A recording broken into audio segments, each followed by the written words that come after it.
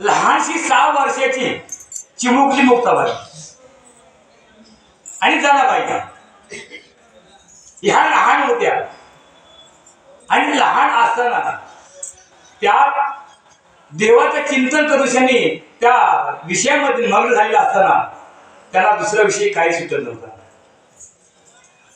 म्हणून तुम्हाला सांगतोय, जरी आज जर तुम्ही पंढरपूरला अजून एक दिवस आपण राहायचं, विषय जे इथे पंढरपूरमध्ये जे विषय तुमच्या जवळ आहे ते सदैव तुम्ही तुमच्या जवळ ठेवा. देव तुमच्या जवळ आहे. म्हणून तुकोबाराय म्हणतात, तुका म्हणे असावे जातीचे येड्या गवळ्याचे काम म्हणते. विषय सोडू नका. जेणेकरून शाने आज एक सांगेन मी, आज या पवित्र क्षेत्रामध्ये माझ्या तळा तालुका वारकरी संप्रदायाने मला ही सेवा, हा सेवेचा पुष्प आज माझ्या हातामध्ये दिलेलं आहे. हे मी माझं भाग्य म्हणन आणि आज या ठिकाणी मोठा भाग्य म्हणन की ही सेवा आजची. आज काय आजचा कार्यक्रम काय आहे? एकादशी. आणि एकादशी निमित्ताने आपण काय कार्यक्रम आयोजित केलेला आहे? प्रवचन, गुरुपूजन आहे ना. अरे बोला, गुरुची पूजन करता तुम्ही ना. मग त्या अनुषंगाने आणि म्हणाल माझे भाग्य उजळले भाग्य आता अवघी चिंता वारली. आज जरी मी या व्यासपीठात असेल तर आज गुरुवारी सरपळे बाबा यांची सेवा आहे आणि त्यांची बोल असते. आणि एवढं करत असताना आपण संसार करत असताना आपण पंढरपूर आलो आणि पंढरपूर क्षेत्रामध्ये आपण आज तुम्ही शनिवारी शुक्रवारी आपण आलो बरोबर. शुक्रवारपासून जे जे आम्ही पंढरपूरच्या वाऱ्या केल्या, पण जे जे आम्हाला बघायला भेटले त्या ह्या वर्षी शुक्रवारपासून आम्हाला आजपर्यंत बघायला भेटले आम्हाला की आज कार्यक्रम ज्या ज्या मठामध्ये होते त्या त्या मठामध्ये आज आपल्या ठिकाणी हे कार्यक्रम प्रवचन. पहिल्या दिवशी प्रवचन झाला, हरचंद लोखंडे सुंदर असा प्रवचन त्यांनी केला, त्यांच्या यथाशक्तीने केला.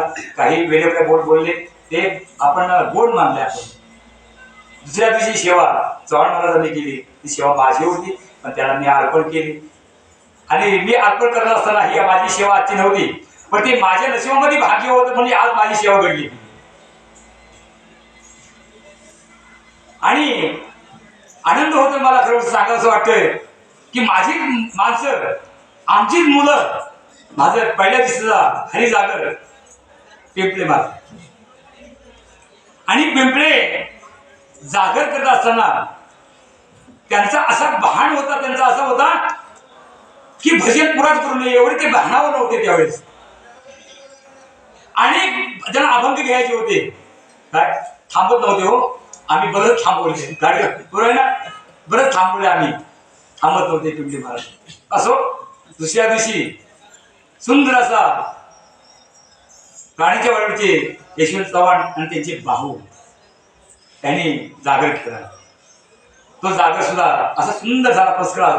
आधी सायन्स भजन लागलं आणि रात्री हरिजागर रावळ्याचे संगीत आणि वारकरी दोन्ही बाजून चालणारे आणि हरिपाठ मध्ये चालणारे.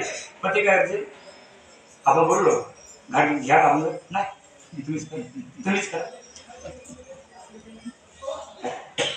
असं नाही. आपण एक पर्यंत सांगू इच्छितो की जेणेकरून शानी जे आपला कर्तृत्व आहे, जन्माला माणसं येतात. हो जन्माला किती येतात किती मरतात आणि काही माणसं 100 वर्षी जगतात. किती 100च्या बाहेर पडतात. त्याला महत्व नाही आहे. माणसाचं कर्तृत्व काय याला महत्व आहे. संत जन्माला आले पण स्वतःसाठी जगले नाहीये. कुणासाठी जगले? तुम्हासाठी. मार्ग दावणी गेले आधी दयानिधी संत ते. हे देवाने सगळ्या क्रिया समोर दाखवलेले. संतांना दुःख दिले, दुःखातून त्यांना सुख दिला काय. आणि हे आपल्याही नशिबामध्ये तेच आहे. अर्जुन हा भक्त प्रिय. एक दोन चला मला सांगा तुम्ही, अर्जुनाचा गुरु कोण? प्रश्न विचारतो असे ते भाग नाही मी तुम्हाला. पहिले द्रोणाचार्य गुरु, देवाचा भाग नंतर जायचा. पण द्रोणाचार्यांनी अर्जुनाला एवढा प्रवीण केला, एवढा प्रवीण केला धनुर्विद्येमध्ये की अर्जुनासारखा कोणी शिष्य नव्हता. पण अशी परिस्थिती झाली ज्यावेळेस एकलव्य द्रोणाच्याकडे आला कशासाठी? दीक्षा मागण्यासाठी. शिक्षक गुरुचे कसं असावे आणि गुरु का करावा. आल्याच्या नंतर गुरु जरी अंगावरती फाटके गुरुच्या कपडे असले, गुरु जरी वर्षांना भेट असेल, पण गुरु हे गुरुच. गुरु तेची देव आणि देव तेची गुरु. गुरु तुमच्या अंतःकरणामध्ये काय चाललंय हे त्यांची ओळखण्याची पात्रता गुरुच्या अंगामध्ये असते. कधी शिष्याने आपल्याला ज्ञान प्राप्त झाला, किती आपण वर्ष झालो तरी कधी गुरुला कमी लेखायचा नाही. कारण बापाची आणि आईची मुलाविषयी जशी इच्छा असते त्याप्रमाणे आपल्या गुरूंची सुद्धा त्यांची इच्छा असते की बा आपल्यासारखा आपला शिष्य व्हावा म्हणून. एकलव्य द्रोणाचार्य गेला आणि द्रोणाचार्यांनी पाहिला त्याच्याकडे. एक साईडला अर्जुन आणि एक साईडला द्रोणाचार्य. त्याने अंतःकरणातील जाणलं की आज जर आपल्याला जर ह्याच्याकडून जर दीक्षा केली तर अर्जुनापेक्षा हा जास्त श्रेष्ठ ठरेल. ठरल्याच्या नंतर मग अर्जुनाला कमीपणा येईल म्हणून त्याने दीक्षा दिली नाही. भरपूर एकलव्याने विनंती केली गुरुना, पण दीक्षा मिळाली नाही. आणि दीक्षा नाही मिळाल्याच्या नंतर एकलव्य परत गेला. आणि एकलव्य परत गेल्याच्या नंतर एकलव्य कुठच्या जातीचा होता?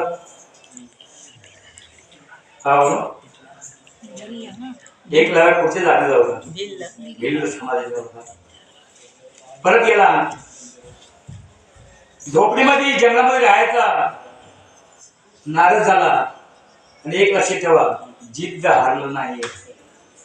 ज्यावेळेस त्याने गुरूंची मूर्ती पाहिली आणि ती डोळ्यामध्ये निहाळली आणि तो मागे फिरला आणि जाऊन निश्चय केला. आणि त्या निश्चयाने गुरूंचा एक पुतळा बनवला. आणि पुतळा बनवल्यानंतर त्यांनी काय केला? पुतळा उभा केला आणि त्या दररोज त्या पुतळ्याची पूजा करायचा.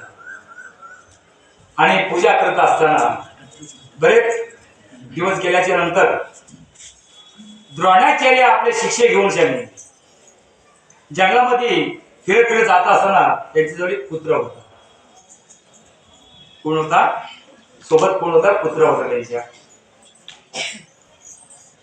आणि असे थोडीशी गडबड झाल्यानंतर त्या झोपडीच्या जवळ जात असताना त्या कुत्रा भुंकायला लागला. आणि भुंकायला लागल्यानंतर एक लाव्याने पाहिलं आणि त्यांनी आपल्या धनुष्याला बाण लावला आणि त्या आवाजाच्या दिशेने बाण सोडले आणि ते कुत्र्याच्या पुढे लागले.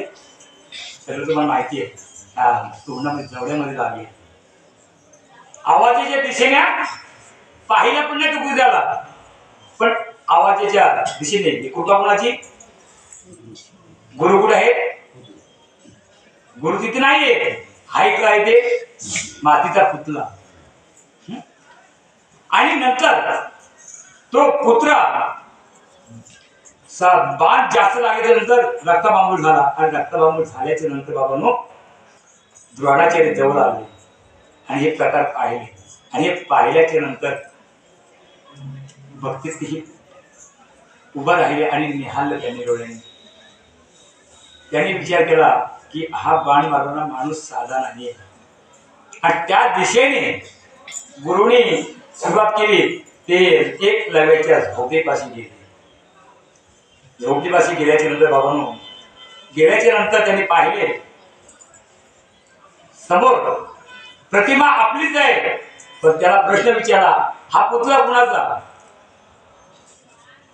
आणि काय सांगितलं असेल की हा पुतळा माझ्या गुरूंचा. गुरूंचा मग गुरु तुला प्रसन्न झाले का? हो, प्रसन्न झाले. गुरु पुतल्यामध्ये नाही, माझ्या हृदयामध्ये पुतला गुरु माझे आहेत. सदैव मग त्यांचे चिंतन करतोय मी. द्रोणाचार्याने ओळखला, हा अर्जुनापेक्षा जास्त ठरेल म्हणून ठीक आहे, हा पुतळा माझा तू बनवला, मग तुम्ही तुझ्यावरती प्रसन्न झालो, पण तू मला काय देणार? मला तू काय देणार? एक लावाने सांगितलं, तुम्ही मागाल ते देईन मी. त्यांनी सांगितलं, एक अंगठा मला देतो, एक अंगठा. आणि तो एक अंगठा दिला. म्हणून जे भिल्ल समाजाची किंवा आदिवासीची माणसं आहेत, ते तीर कुठे धरतात आणि कुठे लावतात तो त्यांना माहिती असेल. म्हणून गुरु हा श्रेष्ठ आहे बाबा. म्हणून गुरु करण्याचे एकच पद्धत जीवनामध्ये येऊन शनी, गुरु शिवाय पर्याय नाही आणि गुरु शिवाय जन्माचा सार्थकच होणार नाही. आणि ज्ञानाची प्राप्ती जर करून घ्यायची असेल, आपल्याला भरपूर ज्ञान आहे, जे काय आपण अभंग गातोय, सगळी कला अंगामध्ये आहे, पण आपण गुरुच केलं नाहीये, तर तो सगळं व्यर्थ सगळं आहे. म्हणून अर्जुनाने गुरु द्रोणाचार्य केला आणि भगवंताने गुरु मानला, पण भगवंताला त्याच्याकडून काम करून घ्यायची होती का? आणि जर भगवंताने हे काम करून घेतली नसती अर्जुनाजवळून, तर ही गीता आम्हाला नजरेसुद्धा पडली नसती. आणि ह्या गीतेमध्ये जो सार दिलेला आहे, तो बाबांनो जीवनाचा सार्थक होण्याचा मोक्षाचा मार्ग आहे.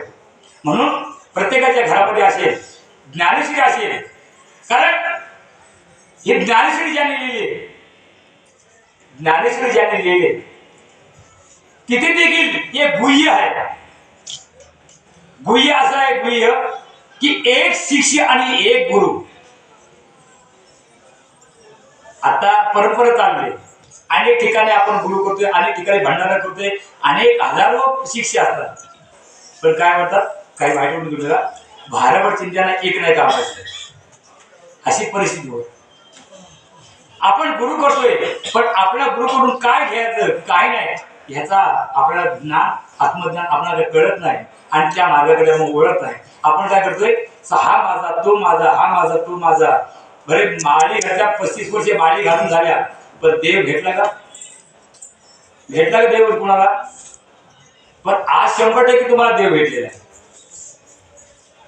कारण माझा हृदय सांगतोय तुम्हाला, माझा मला हृदय सांगतोय की तुम्हाला 100%, कारण प्रत्येकाच्या चेहऱ्यावरती आज मी बघतोय शुक्रवारपासून की एवढा आनंद उत्साह आहे, तर खरोखरच प्रत्येकाच्या हृदयामध्ये माझा भगवंत जागृत आहे, आणि ह्या पंढरीचा वास आहे तो तुमच्या हृदयामध्ये आहे.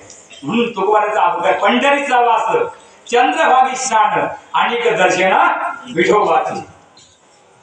पण त्यातून एक मी तुम्हाला दृष्ट सांगतो बाबा, जे करत असताना विषयाचा विषय गोड लागतात बाबा, पण काही विषय आपल्याला कडू असू शकते, गोड लागतात. विषयाचा पडी पाडू, गोड परमार्थ लागे करू. बाबांनो, आपण चांगल्यासाठी जातो, पण तात्पुरता. म्हणून एक राजा होता आणि बिरबळ, हे दोघे जण. बिरबळाने असं राजाची सेवा केली, आणि राजापेक्षा बिरबळ हुशार. राजाने सांगितलं, बिरबळा, आपण आपल्या प्रजेला एवढी सुखी ठेवली, सगळं काय दान धर्म करतोय, आणि पंढरपूरच्या यात्रा आल्या का त्यांना गाड्या देतोय, अन्नदान देतोय, सगळं काय देतोय, पंढरीच्या वारीमध्ये पोहोचवतोय, आणि घरी येते, गंगा पूजन घालते, सगळं काय होते. पण माझ्या मनामध्ये शंका आहे.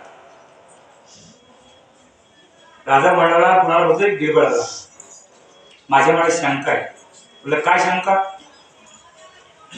तू असं कर की ह्या आपल्या राज्यामध्ये जेवढी प्रजा आहे त्यातून आपल्याला दोन गोष्टी निवडायचे. दोन गोष्टी निवडायचे ते पुढच्या की तर्कज्ञान आणि ज्ञान, सत्वगुण आणि रजोगुण. रजोगुणाकडे किती माणसं आहेत आणि सत्वगुणाकडे माणसं किती आहेत ही आपल्याला कशी ओळखता येईल तू सांग. बिरबलांनी विचार केला. बिरबलांनी विचार केला. राजाने प्रश्न बिरबलाला विचारला आणि बिरबलाने विचार केला आणि राजाला सांगितला, हा मी सांगतो तुम्हाला की असं करा, आपण राज्यामध्ये सगळ्या दौडी पिटवायची आणि अन्नदान ठेवायचं. काय ठेवायचं? अन्नदान ठेवायचं. आणि ते अन्नदान दोन ठेवायचे. कुठचे? एक व्हेज आणि एक नॉन व्हेज. समजला तुम्हाला?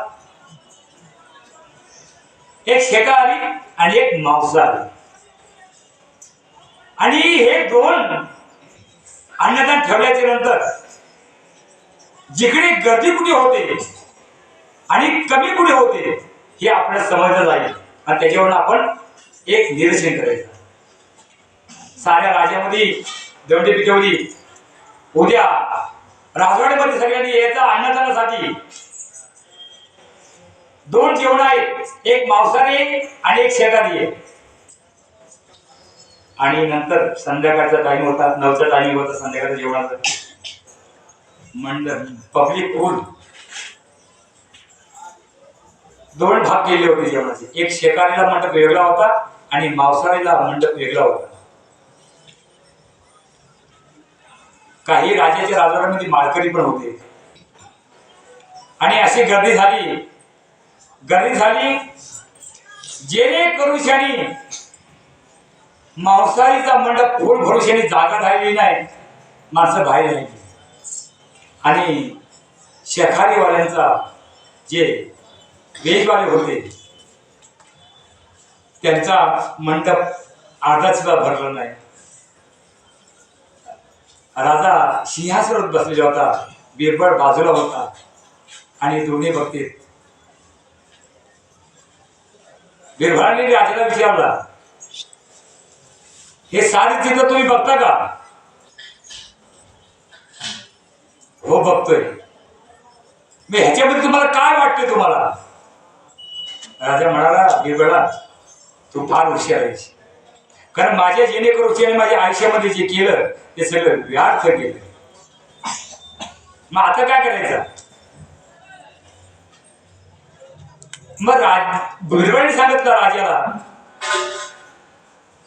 राजाला सांगितलं की तुम्ही आता निवडायचं ह्याच्यामध्ये चांगली माणसं कुठची आणि वाईट माणसं कुठची. त्यांनी कुठे रिपोर्ट दाखवला? त्यांनी जे माळकरी शाकाहारी होते, जी शाकाहारी मंडळी होती त्याकडे बोट दाखवला की ही आपली राजवाड्याची खरी माणसं तत्वाने चाललेली. मी ह्यांचं काय करायचं? ह्यांना उठल्यापासून अन्नदान बंद यांचा. आणि बंद म्हटल्यानंतर राजाला शरण गेल्याच्या नंतर सांगितलं, आमचं चुकलं, आम्हाला माफ करा. राजाने माफ केलं, पण पुढे कसं वागायचं प्रतिकावते. आपण परमार्थ करत असताना आपण वागायचं कसं, कुठच्या विषयाकडे बोलायचं. रजगुण, तमगुण आणि सत्वगुण हे 3 गुण आहेत.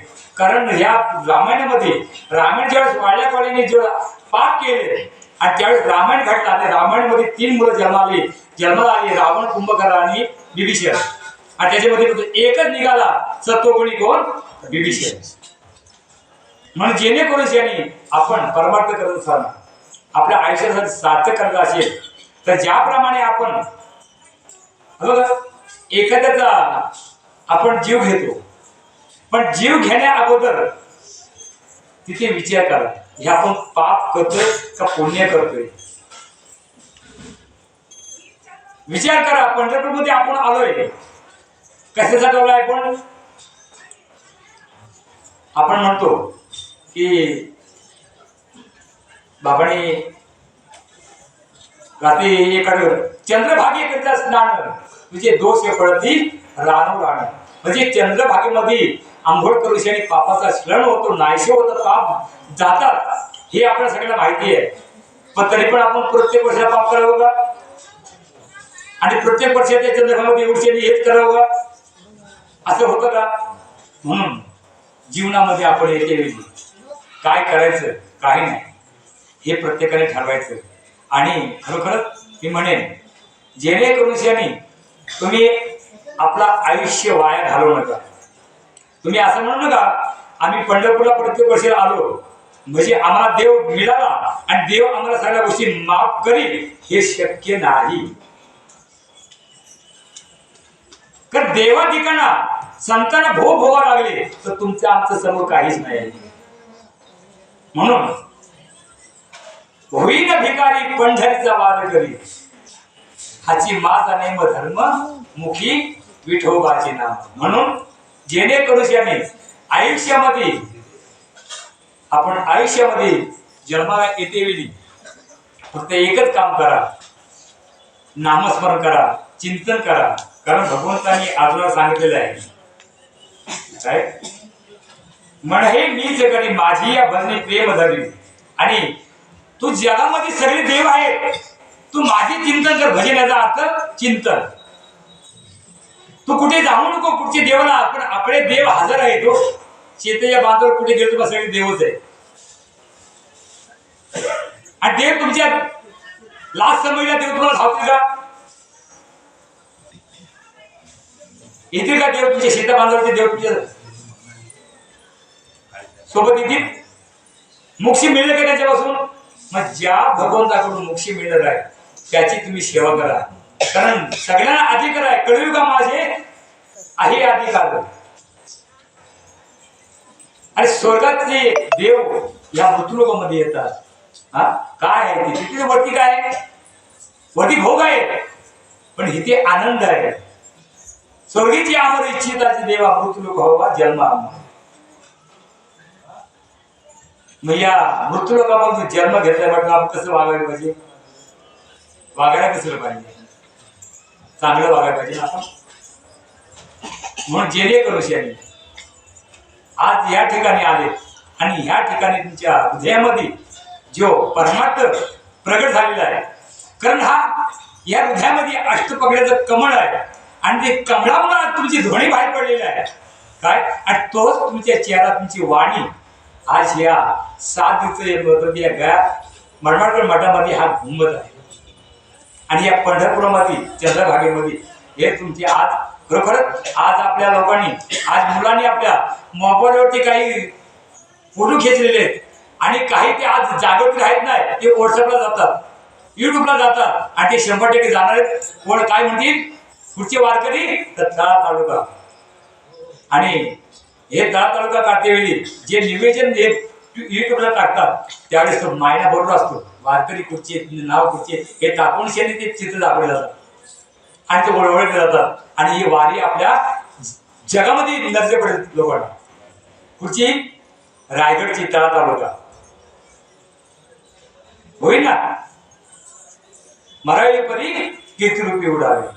म्हणजे आपल्या जर जगामध्ये कीर्ती तर राहायची असेल तर धन दौलतीने कीर्ती तुमची राहणार नाही. तुम्हाला मोक्ष मिळणार नाही. हा एक धरून चाला. तुम्ही असं म्हणू नका संसार आहे आपला, संसार करायलाच पाहिजे. या पोटासाठी करायलाच पाहिजे ना. आणि जर तो केला नाही तर काय भेटणार? पण जेणेकरून शाने हे देवाने हक्क दिले ते खराब करू नका. चांगल्या पद्धतीने त्याचा वापर करा. हा देह दिलेला आहे. हा देह नाशिवंत आहे. कारण अर्जुन जर देव असताना देखील अर्जुन सुद्धा मायेने गुरफटलेला आहे आणि माया दिसण्याची वस्तू नाही आहे. म्हणून आज काय गुरुपूजन आहे. गुरुपूजन आहे आणि गुरुपूजन असताना आपण गुरुवरती किती प्रेम करायचं आहे, किती निष्ठा ठेवायची, किती विश्वास ठेवायचा, हा प्रत्येक शिष्याचा कर्तव्य आहे. एक सांगू जातो बघा, मी आळंदीमध्ये रामानंद स्वामी हे त्यांचा सहवास जेणेकरून जे जास्त जास्त सहज होतं. आणि रामानंदांचे 300 शिष्य एक दिवशी काय केलं, त्यांनी बोलून घेतले. रामानंदांनी काय केले, 300 शिष्याला आपल्याजवळ बोलून घेतले. त्यांनी मिटिंग लावली आणि सगळे किती 300 शिष्य आणि ते जवळ बोलून घेतल्याच्या नंतर त्यांना एकत्र बसवले. बघा, तुम्ही देखील माझ्या सरपळे महाराजांचे सगळे शिष्य. तुम्हाला सरपळे महाराज काय वेगळा दिला का सगळ्यांनी एकच दिलेला आहे? बोला जरा. सर्वांना एकच दिलेला आहे ना. मग ज्याप्रमाणे प्रत्येकाची मिळत त्याप्रमाणे प्रत्येकाला फळ मिळेल. मग हे रामानंदाने आपल्या शिष्यांची परीक्षा घेण्यासाठी आपल्या 300 शिष्याला जवळ बोलून घेतले आणि बोलून घेतल्याच्या नंतर सगळे शिष्य जमा झाले. शिष्य गुरुकशीला हाय का असतं ना, काय म्हणाल मी, शिक्षक गुरुकशीला हाय का असतं, कारण शिष्य असतो. आणि नंतर मग त्यांनी बोलून घेतल्याच्या नंतर, बाबांनो, आजपर्यंत तुम्ही माझी सेवा केली, जे काय तुम्हाला मी दिले त्याचा तुम्ही उपयोग केला का न केला हे तुमचं तुम्हाला माहिती असेल. पण एक लक्षात ठेवा, शाळेत मुलं जातात पण त्यांचा हुशार आहे आणि त्यांचा बुद्धी कमी आहे, तो शिक्षक सांगू शकतो. परीक्षेच्या अगोदर निकाल त्या मुलांचा त्याचे शिक्षक देऊ शकतात. पण अशी गुरुची सामर्थ्यपणा आहे. म्हणून ही परीक्षा पाहण्यासाठी रामानंदाने 300 शिष्य बोलवले आणि त्याला विषय दिला. बाबांनो, बघा, माझा लास्टचा टाइम आहे, मी उद्या जाणार, पण मला काशीची तीर्थयात्रा करायची. काय म्हणाले? काशीची तीर्थयात्रा करायची. आणि काशीची तीर्थयात्रा करत असताना माझ्यासोबत एक कोण येणार, कारण माझ्यासोबत शिक्षक पाहिजे. पण त्या ठिकाणी काशीला गेल्याच्या नंतर मला काय होणार आहे? कुष्ठरोग होणार आहे. रोग समजला तुम्ही? काय होणार आहे? म्हणजे हे हात तुम्हाला इथे पंढरपूरमध्ये बघायला मिळत असेल, हे काही हात हे असतात, पायाने, त्याला म्हणतात कुष्ठरोग. आणि तो मला होणार आहे. सगळे शिष्य ऐकतील आणि एकाचा हा एकाच्या तोंडाकडे बघतोय, तो त्याच्या तोंडाकडे बघतोय.